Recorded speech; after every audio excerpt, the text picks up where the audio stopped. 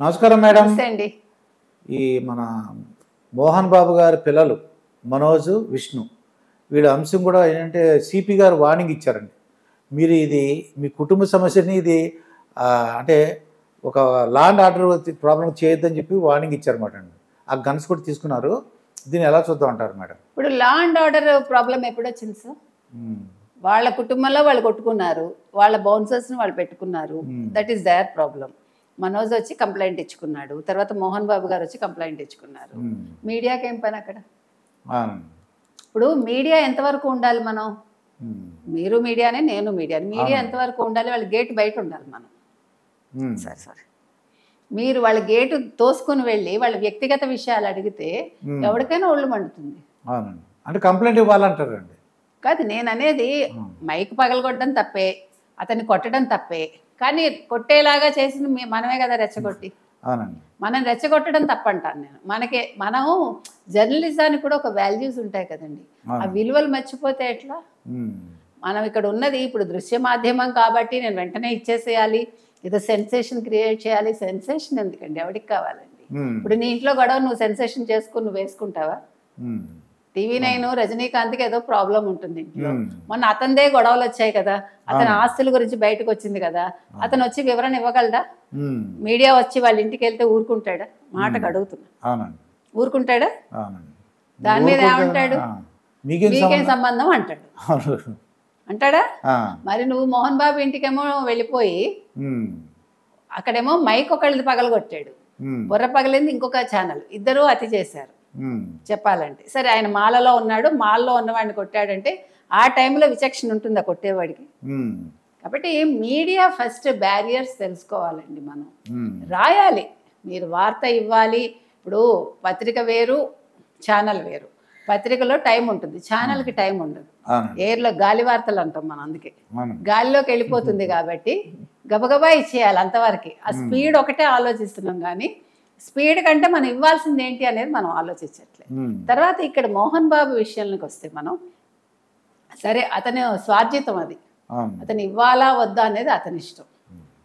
ఇక్కడ కాకపోతే పాయింట్స్ ఏమున్నాయంటే, ఎందుకు మనోజ్ తల్లి బయటికి రావట్లేదు, ఆవిడ వచ్చి ఎందుకు వివరణ ఇవ్వట్లేదు, ఆవిడని రానివ్వట్లేదా బయటికి? అంటే ఒకటి మేడం, అంటే సొంత కొడుకు హస్బెండ్ గురించి ఎవరు చెప్తారండి? చెప్పడం కాదు, మీకు నా పాయింట్ అది కాదు. ఇప్పుడు మనోజ్ని కంట్రోల్ చేయాలి ఆవిడ, మోహన్ బాబుని కంట్రోల్ చేయాలి. ఇక్కడ ఆవిడ రెండో భార్య కాబట్టి ఈ ప్రశ్న వస్తుంది కదా. ఇప్పుడు ఫస్ట్ భార్య కొడుకు విష్ణు, ఫస్ట్ భార్య కొడుకు లక్ష్మి. అయినప్పటికీ లక్ష్మి మనోజ్ చాలా క్లోజ్గా ఉంటారు. ఆవిడ వచ్చారు బాంబే నుంచి, she tried her level best. మరి తండ్రి వినలేదా, మనోజ్ వినలేదా, ఇద్దరు వినలేదా మనకు తెలియదు, ఆవిడ వెళ్ళిపోయింది వెనక్కి. ఇంకొక పాయింట్ ఏమొచ్చిందంటే, మనోజ్ ఆస్తి 300 కోట్లు లక్ష్మి తీసేసుకుందనే టాక్ కూడా వచ్చింది, మనకు తెలియదు. ఇంకొక పెద్ద విషయం ఏంటంటే, ఇప్పుడు విష్ణు ఏదైతే సినిమా తీస్తున్నాడో కన్నప్ప, దానికోసం మోహన్ బాబు ఆస్తులన్నీ కూడా మంచినీళ్ళల్లా ఖర్చు పెడుతున్నాడు. అందుకని మనోజ్ నా ఆస్తి నాకు పంచి ఇవ్వన్నాడని. అయితే ఇక్కడ మనోజ్ మళ్ళీ ఏమంటున్నాడు, సెప్టెంబర్లో నేను ఆస్తి కోసం అడిగాను పంచివ్వమని అన్నాడు. సెప్టెంబర్లో అడిగినప్పుడు గొడవ అవుతుంటే పరచూరు గోపాలకృష్ణ వచ్చి ఆ గొడవని ఏదో సర్దుమణిగేలాగా చేసి మీరు కొట్టుకోకండి అని చెప్పాడని.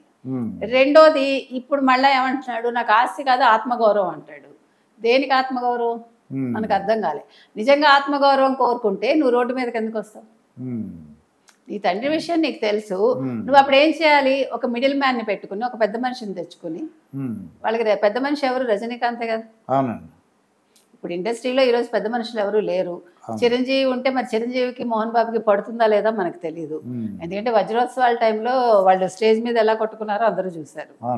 ఆయనకి అవార్డు వచ్చినప్పుడు, ఎవరికి చిరంజీవికి అవార్డు ఇచ్చినప్పుడు మోహన్ బాబు ఎట్లా మాట్లాడాడో చూశారు.